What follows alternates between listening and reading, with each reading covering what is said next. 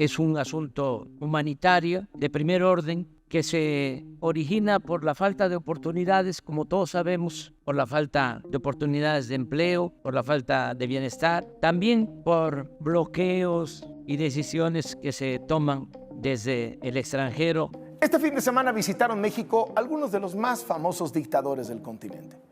En Palenque, Chiapas, se llevó a cabo la cumbre por una vecindad fraterna y con bienestar. ¿Cómo es posible que la política exterior mexicana, teniendo un tema tan sensible, dedique tiempo a violadores sistemáticos de derechos humanos y ni un centímetro de cordialidad a la empatía que tendría que hacerse para el pueblo israelita? Es obviamente una cumbre bananera. Fueron puros bananeros, sobre todo los dictadores bananeros Díaz-Canel y Maduro. Con el bloqueo a veces se deja sin alimentos a los pueblos. Así de cruda es la realidad, dejar sin posibilidad de comida a los pueblos o sin combustible, sin energía eléctrica, inmovilizar a la gente.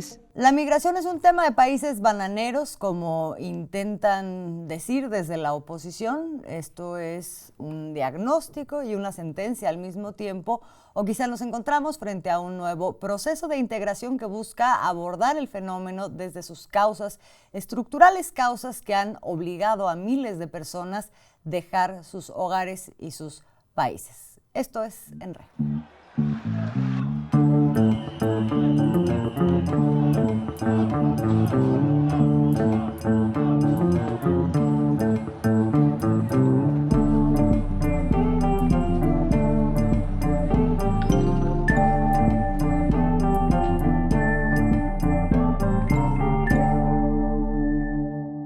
Bienvenidos, bienvenidas a un nuevo episodio de En Re. Somos Alina Duarte, Oscar Camacho y Azul Alzaga, y hoy abordaremos entre uno de dos temas esto que es uno de los últimos nuevos relatos de la oposición, de la derecha mediática también en México y probablemente en otros países de América Latina, Centroamérica y del Caribe también, que tiene que ver con la migración y con una cumbre que en los últimos días se dio cita en Palenque, en Chiapas, en México, convocada por el gobierno mexicano, en donde invita a 11 países de esta región que están involucrados en la expulsión de personas que tienen por propósito llegar a Estados Unidos a toda costa, buscando mejores condiciones de vida y atravesando para eso las más terribles vejaciones, riesgos a su vida o por lo menos violaciones a derechos humanos. México convoca a esta cumbre para abordar con esos países las causas estructurales que dan razón de ese movimiento humano que va hacia el norte y que además enfrenta un tope en Estados Unidos y tiene distintas problemáticas. Para esta cumbre, y hablando de los países que están involucrados, invita, entre otros, a Venezuela, a Cuba, a Colombia. Son 11 países en total, pero menciono en particular estos porque de pronto estos se convierten en el centro de la discusión sobre lo que significa esta cumbre, por muchas razones que ahora vamos a platicar. Y es importante atender esto también porque dentro de lo que forma parte del diagnóstico no se evita hablar de temas que son de profunda incomodidad para Estados Unidos como parte de estas causas estructurales en el caso de Cuba y de Venezuela, como lo son las sanciones económicas, el bloqueo directamente o toda una lógica intervencionista que tiene que ver con la Guerra Fría. Y aquí es donde entran la oposición y las derechas en su interpretación de lo que fue esta cumbre, porque no dejan de saltar estas viejas tentaciones de plantear las cosas como es un acto en donde México está apoyando a las grandes dictaduras, ¿no?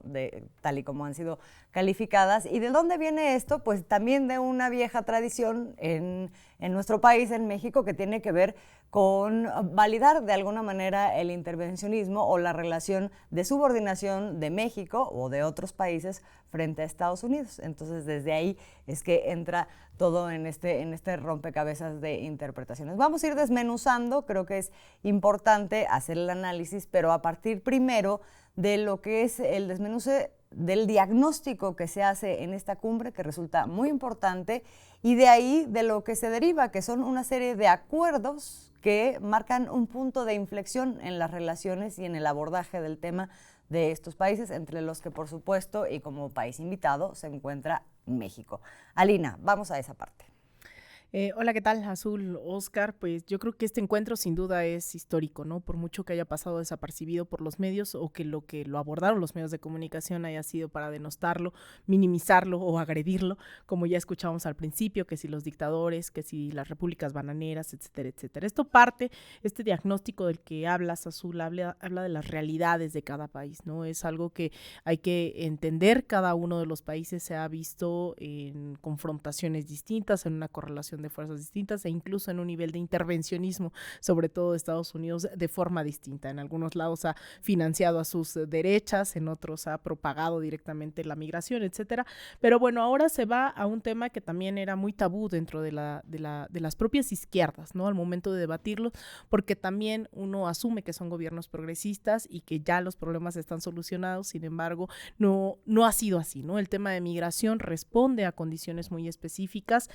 Una de ellas, uno de los puntos del diagnóstico son estas mal llamadas sanciones, si son estas medidas coercitivas unilaterales impuestas directamente en contra de países como Cuba, Venezuela y Nicaragua, en las cuales pues evidentemente se generan condiciones económicas, políticas e incluso ideológicas acompañadas de los medios muy específicas para fomentar o incluso el rol de los medios de comunicación que también han propagado noticias falsas en algún momento para propagar también los flujos migratorios. Sin embargo, ahora se toma en cuenta en este diagnóstico y se pone el acento en varios temas. Algunos de ellos son la autosuficiencia y soberanía alimentaria, con la recuperación del sector agrícola que el neoliberalismo desmanteló, en el caso de México con el Tratado de Libre Comercio en 1994, la protección, conservación y restauración del medio ambiente, empleo digno, educación y desarrollo de capacidades técnicas y tecnológicas, que es a lo que van los programas sociales, que también se vuelven a retomar. Hasta el momento México ya tiene más de 20,000 beneficiarios y beneficiarias de estos programas sociales en Honduras, 20,000 en El Salvador y 5,000 en cooperativas cubanas. La idea es que esto se expanda hacia Centroamérica y Sudamérica. También la seguridad energética, que también ha sido un punto nodal de los gobiernos progresistas de la región, la autosuficiencia sanitaria, comercio, inversión intrarregional para el desarrollo socioeconómico, pero también exhorta a que los países de origen, tránsito y destino implementen políticas migratorias integrales que respeten el derecho a migrar. Y eso, hay que decirlo, representa un reto para absolutamente todos los países, ¿no? Creo que aquí estamos con un diagnóstico que me parece sumamente certero. También se habla de apoyar directamente a Haití, que eso ha también sido algo que hemos tenido una gran deuda regional con el tema de Haití. No hemos sabido presionar lo suficiente para que algo pase al respecto. Tiene que ver también la regularización de ciertas nacionalidades, replantear la arquitectura financiera internacional que ya se planteó en varios debates en la ONU recientemente, ampliación de las vías regulares, ordenadas y seguras de migración y profundizar las relaciones de cooperación sur-sur. Ese es un poco el diagnóstico, insistiendo en que eso representa un reto para nosotros como anfitriones también, ¿no? Sobre todo teniendo tragedias recientes como la de Ciudad Juárez, en donde murieron más de 70 migrantes, y que eso evidentemente no debió pasar. Así que también creo que eso significa un reto para establecer procesos de justicia, de reparación de daños, pero sobre todo establecer las garantías de no repetición de sucesos como este. Sí, que no es en México el único lugar en donde se presentan estos casos terribles. Una de las regiones que cobran relevancia y protagonismo en toda esta discusión es el Darién, en donde también la violencia, el tráfico de personas, bueno, se hablaba de situaciones muy específicas que no quisiera yo detallar, que son muy terribles, pero que digamos en todo este tránsito de migrantes se dan de manera sistemática, ¿no? Y un poco lo que se trata de pues evitar de manera preventiva, y justamente entrándole a la raíz de estas causas, es que se da esta cumbre. Vemos las acciones, vemos el diagnóstico, Oscar, y finalmente parece que sí hay una serie de cosas que se pueden hacer a nivel regional, tomando acciones muy concretas entre los países, por un lado, y por otro, actuando como una especie de bloque de presión al propio Estados Unidos, en donde pues hay dos grandes temas. Uno, el de las sanciones, y otro, el de las prioridades que da esa nación a dónde va a poner los dineros, más a las armas que al desarrollo de los pueblos. Sí, a ver, hay que decir que de pronto hay libros que son clásicos y que por más que los quieran desaparecer, quemar, vilipendiar, pues no pasan nunca de moda, ¿no? Entonces el imperialismo, fase superior del capitalismo, es uno de ellos, ¿no? Y la verdad, creo que ahí está muy bien explicado cuál podría ser la razón, la causa fundamental de la migración que hoy en América Latina estamos viendo de una manera descarnada, tanto como los europeos ya lo han vivido desde hace muchos años. O sea, no es un fenómeno ahora de nosotros, por eso hablo de este libro. Y me refiero a un principio básico. Las naciones desarrolladas, como Estados Unidos, no se cansan de saquear las riquezas de los países subdesarrollados. ¿Y qué genera eso? Pues genera al final de cuentas que ellos llegan a los países subdesarrollados, explotan todas sus riquezas naturales y terminan por llevarse el dinero a los Estados Unidos. O sea, mucho del dinero que hoy existe en los Estados Unidos es gracias a la explotación que han hecho de los países latinoamericanos. Pues lógicamente los países latinoamericanos se quedan sin trabajo, se quedan sin recursos naturales, se quedan sin empleos, ¿y a dónde tienen que ir a buscarlo? Pues a esas naciones. Y hoy estamos viendo precisamente que los medios de comunicación, desde mi punto de vista, buscan desacreditar esta cumbre de migración a la que convocó el presidente Andrés Manuel López Obrador a los países de Latinoamérica, pues porque es una bofetada una reunión de esta. Hablar de migración es una bofetada para los Estados Unidos, sobre todo porque, pues, está muy claro que ellos son los responsables de una manera directa de muchas de las cosas que llevan a esta migración, ¿no? Entonces, incluyendo el cambio climático, que es una de las cosas que también cobró protagonismo. Porque son depredadores, llegan y no tienen respeto por el medio ambiente de los países subdesarrollados, lejano a las medidas que dicen ellos implementar en sus países, ¿no? Ser muy buena ondita para cuidar la ecología, y en los países de la región, pues evidentemente les importa un comino, ¿no? Entonces creo que parte de las razones por las cuales es vital descalificar esta reunión para las derechas es por eso, porque pone al descubierto un elemento que se llama explotación, ¿no? Que se traduce luego en migración y saqueo de los países, ¿no? Entonces ese es un primer punto, y yo decía que no es cualquier cosa una cumbre como esta, precisamente por eso, ¿no? Convoca a los principales afectados, que tiene mucho tiempo que no se reunían para ver este asunto. Yo diría que esta es la primera como cumbre, la primera gran reunión de los presidentes de Latinoamérica para abordar el asunto de la migración. Y eso ya de por sí ya es un asunto que vale la pena rescatar, porque se está empezando a ver, esa es otra de las razones, que ir a resolver el asunto de la migración no es un asunto de que los países lo enfrenten solo. Hasta hoy casi todos los países han dicho, bueno, yo busco cómo solucionar el asunto de manera individual, ¿no? Entonces, el esfuerzo colectivo que quedó evidenciado en esta reunión es fundamental, ¿no? Creo que otros, exactamente como tú dices, lavarse las manos, otros se lavan las manos, ¿no? Entonces, esos dos puntos a mí me parecen muy importantes, y me parece que por eso muchos de los medios de comunicación han buscado, pues, o ignorar que ocurrió una cumbre como esta, o descalificar el gran esfuerzo para empezar a resolver la expresión más nítida de la explotación y saqueo a los países de Latinoamérica. Sí, decíamos esta cosa de tener que enfrentar esto de manera solitaria y muchas veces también obligados, pues, por el gran silencio que se había generado por muchos años por parte de, digamos, los principales países latinoamericanos, que esto ha venido cambiando en la configuración, pero donde entra en un rol muy especial en estos últimos 5 años México también, ¿no? O sea, quiero referirme particularmente al tema de México porque navega en dos aguas. Por un lado, sí tiene una interlocución y un vínculo que le permite, digamos, mayor capacidad de negociación con Estados Unidos por primera vez desde un lugar que no es subordinado, pero sí de socio, de alguna manera, por el vínculo fuertísimo que tenemos comercialmente con Estados Unidos, pero por otro lado también abrazando un discurso que es eminentemente solidario con quienes, pues prácticamente por muchísimos años, Estados Unidos ha vetado en el continente, ¿no? Que es el caso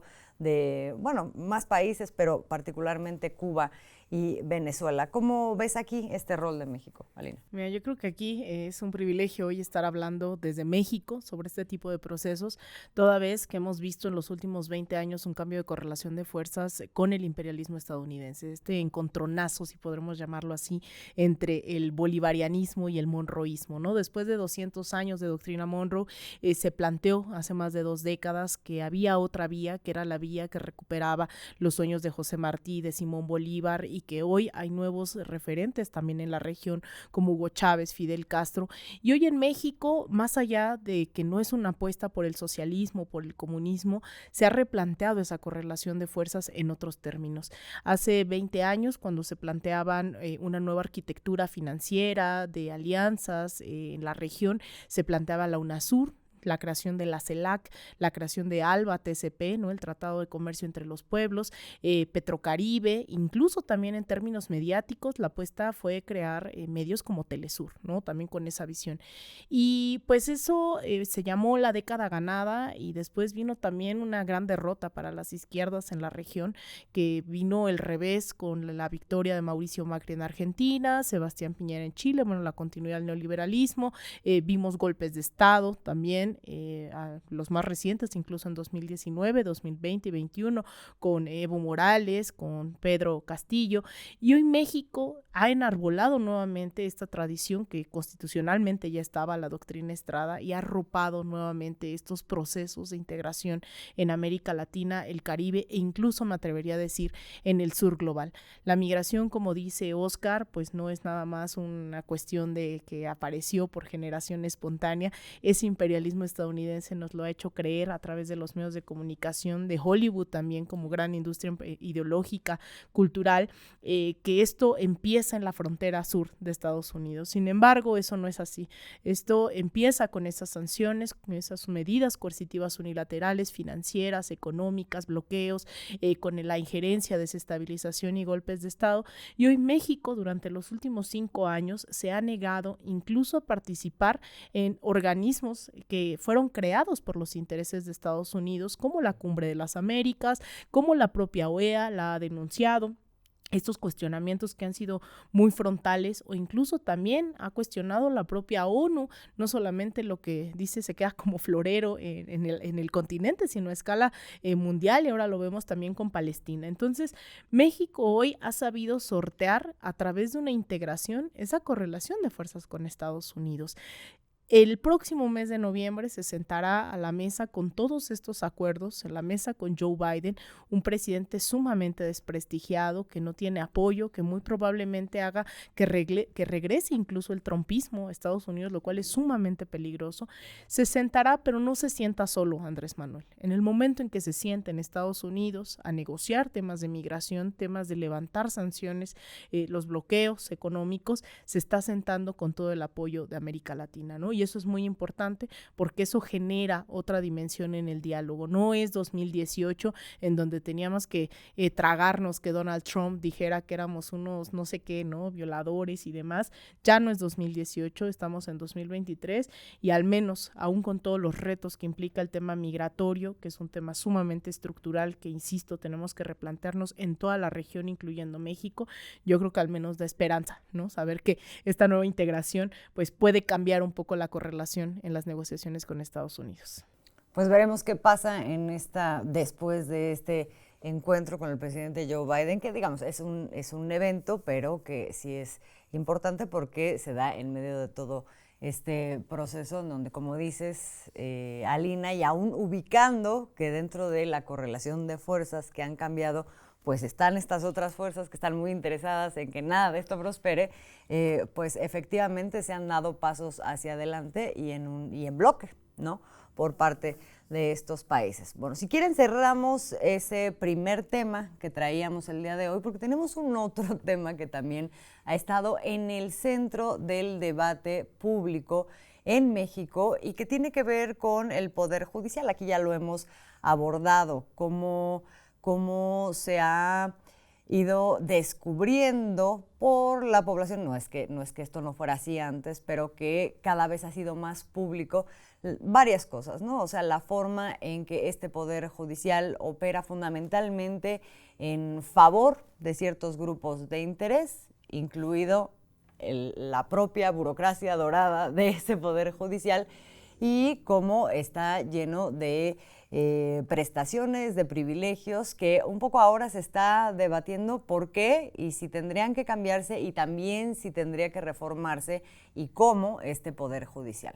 Todo esto se da dentro del plano electoral y cobra mucha mayor avidez la discusión a partir de un tema pues que le duele mucho al Poder Judicial, a la Suprema Corte de Justicia, que es que le quiten los dineros. En estos días se discutió y se aprobó que fueran eliminados 13 de 14 fideicomisos que estaban, pues que son como cochinitos de dinero que ha venido juntando el Poder, la Suprema Corte de Justicia en particular, de dinero que está destinado pues para pensiones, para privilegios y para prestaciones millonarias, nada más para una franja, la franja de más arriba de esta Suprema Corte y bueno, y del Poder Judicial en general, porque también hablamos del Consejo de la Judicatura. Entonces, se eliminan y eso ha desatado un debate, unos gritos y acusaciones muy fuertes, muy fuertes. ¿Cómo está la cosa? Vamos a empezar por entender qué es ese tema de los fideicomisos, cómo está la cosa de los fideicomisos, Alina. Pues mira, brevemente, para que la gente se dé una idea, que también ya no es nuevo y les invitamos a que vean todos los programas que les hemos dedicado al Poder Judicial. Estos excesos definitivamente no son nuevos. Sin embargo, estamos hablando que aunados a los sueldos que van por encima del sueldo del propio presidente de México, ahora resulta que estos fideicomisos se demuestra que van para pensiones complementarias de magistrados y jueces jubilados, además de que ya tienen una pensión y una jubilación, mantenimiento de casas habitación de magistrados y jueces, apoyos médicos complementarios, fondos para la administración de los recursos provenientes de sentencias. Es decir, es un dispendio del erario que hoy no tiene justificación. Vemos esto de que incluso hay remanentes presupuestales, ¿no? Lo que sobra del presupuesto va a esos fideicomisos. Hay un Fondo Nacional para el Fortalecimiento y Modernización de la Impartición de Justicia.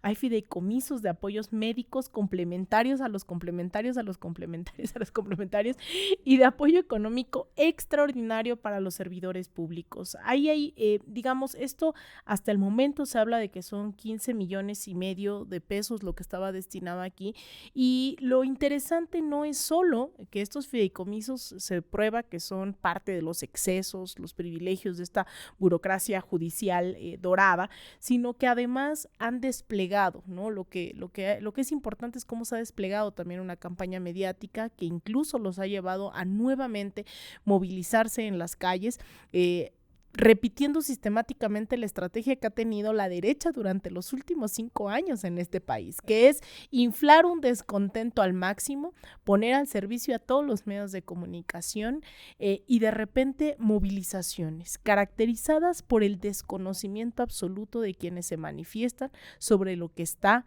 en la mesa, ¿no? Es decir, se erigen a sí mismos como un obstáculo, como un opositor directo al gobierno de México, movilizan, y ese descontento no tiene que ver con estas causas como lo era el Instituto Nacional Electoral, como lo era, bueno, hay N cantidad de ejemplos en esta administración, sino que ahora, bueno, este es el último, ¿no? La punta del iceberg del descontento en turno de la oposición mexicana representada en un Poder Judicial que hoy tiene alianzas claras y directas con grupos criminales, con, bueno, ya aquí yo insisto, ¿no? Que vayan y vean los otros capítulos porque la lista es larga. No, y ahorita la vamos a retomar rápidamente, pero yo a eso añadiría con esto de inflar descontentos al máximo, y como son así tan poquitos, pues luego tienen que inventar descontentos, como por ejemplo ahorita quieren inventar que son los trabajadores los que están marchando por sus derechos. Hay una serie de preguntas para ahonar lo que estaba diciendo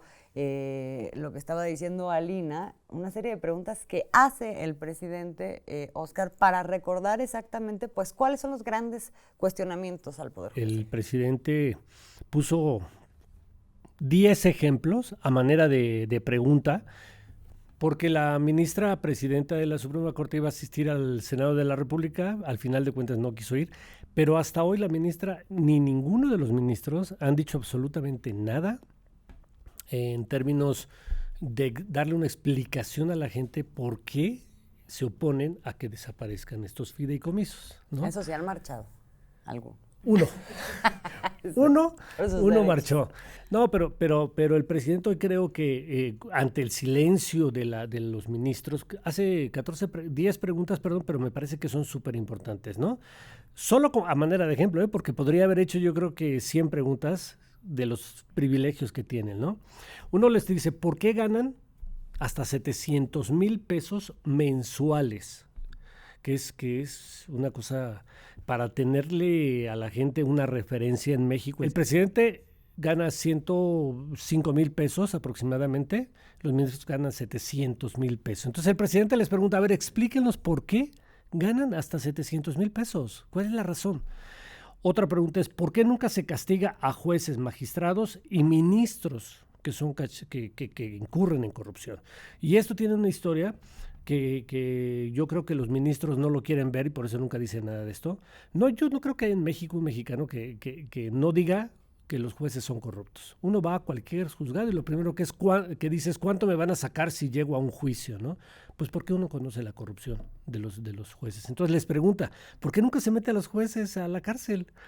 La tercera pregunta que le lanza el presidente es ¿por qué se contrató como la persona cercana de confianza de la presidenta de la Suprema Corte de Justicia a un hombre que había sido el brazo derecho de Genaro García Luna, el que fue secretario de Seguridad Pública con Felipe Calderón y que hoy está preso en los Estados Unidos acusado y comprobado sus vínculos con el cartel del Chapo Guzmán, pero que además él encabezaba su propio cartel, ¿no? El cartel desde el gobierno para pues, obtener toda una serie de beneficios. Muy rápido ya. ¿Por qué dejó en libertad a delincuentes? ¿Por qué dejan en libertad a delincuentes con argucias legaloides? ¿Qué han hecho? ¿Qué han resuelto a favor de la mayoría del pueblo de México? ¿Por qué no permitieron que se consultara al pueblo de México cuando se privatizó el petróleo con Peña Nieto, ¿no? ¿Por qué no concedieron amparos cuando se privatizaron las pensiones de los trabajadores? ¿A qué nos referimos? A que en México existe una serie de pensiones que le garantizaban a la gente que después de cierta edad y con ciertas semanas de trabajar podías tener una pensión. Se quitan las pensiones y se da paso al modelo de las afores, ¿no? Donde ya no hay. Hoy los jóvenes de este país ya no tienen un futuro nada halagüeño porque pues ya no tienen la manera de, aunque trabajes 30 años, de tener una pensión, ¿no? Luego también les pregunta, ¿por qué no? Y ahí los amparos no, ¿por qué? No, bueno. No. Claro. Ahorita sí, a las grandes empresas sí. Así de es. De a peso. Así es, ¿no? Y de asuntos que han tenido que ver en México, donde murieron 49 niños, ¿por qué no castigaron a los responsables de la guardería ABC, ¿no? ¿Por qué aceptaron promover y apoyar el desafuero del mismo presidente de la República cuando fue jefe de gobierno de la Ciudad de México? Hubo todo un complot encabezado por el entonces ministro de la Suprema Corte, Mariano Azuela, junto con Vicente Fox, para desaforar a Andrés Manuel López Obrador, y no hicieron nada. O sea, bueno, sí hicieron todo a favor de la injusticia.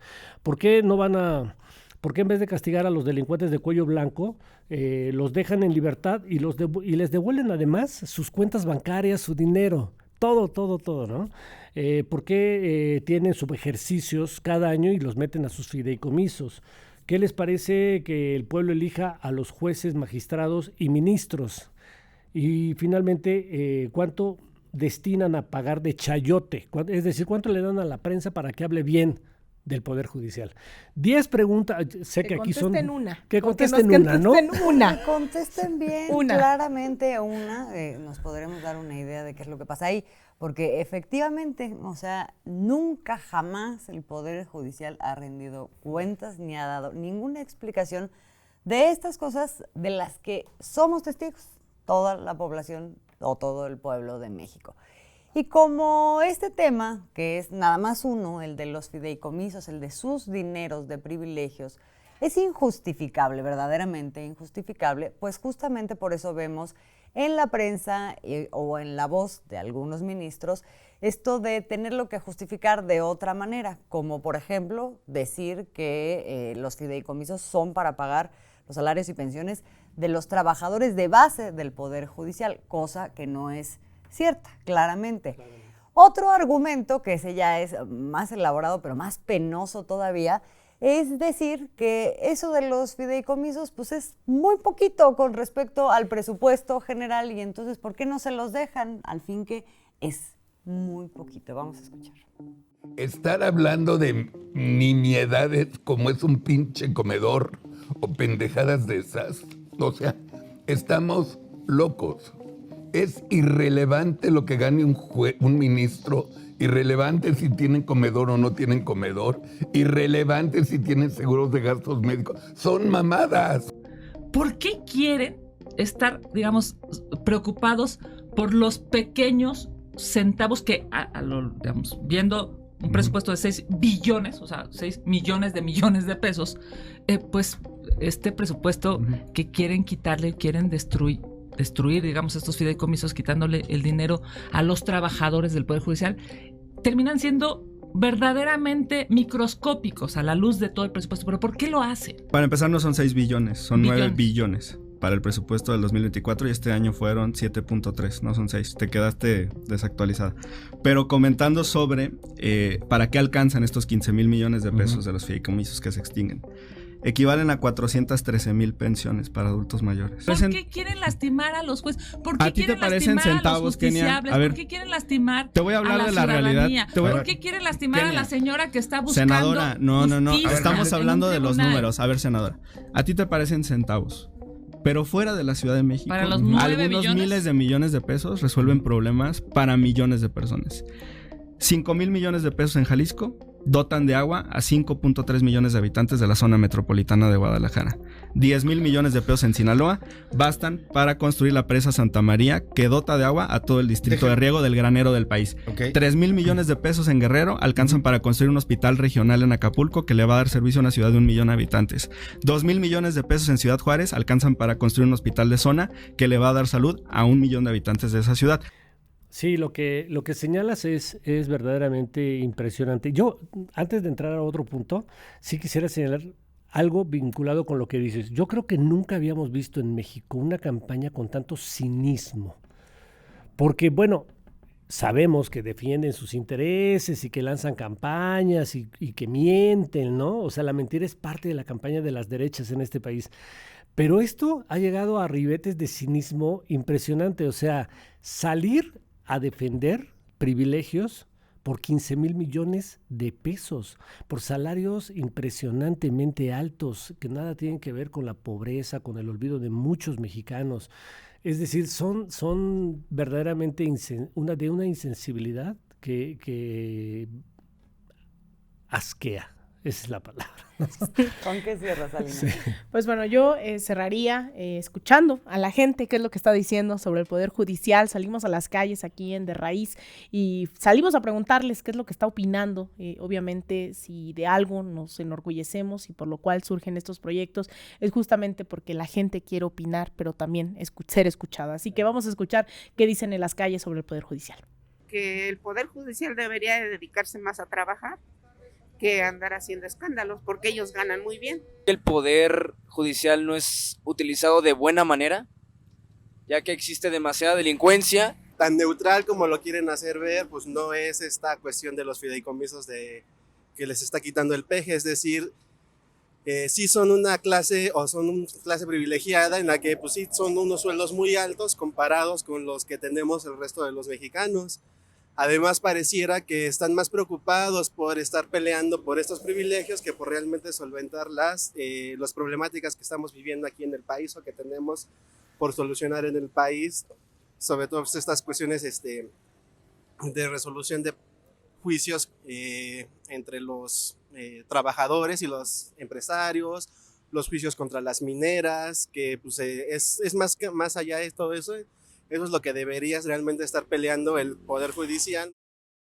Bueno, pues ahí escuchamos a la gente opinando, coincidimos plenamente con lo que dicen aquí en las calles y en el país, ¿no? Que es un tema que es elevado y pues bueno, retos hay bastantes. Ya se ha propuesto una reforma al Poder Judicial, vienen comicios electorales presidenciales el próximo año, pero también legislativos, y uno de los planes para la siguiente administración, el siguiente término, o al menos que está en la mesa, es reformar al Poder Judicial. Así que bueno, con eso me quedo el día de hoy.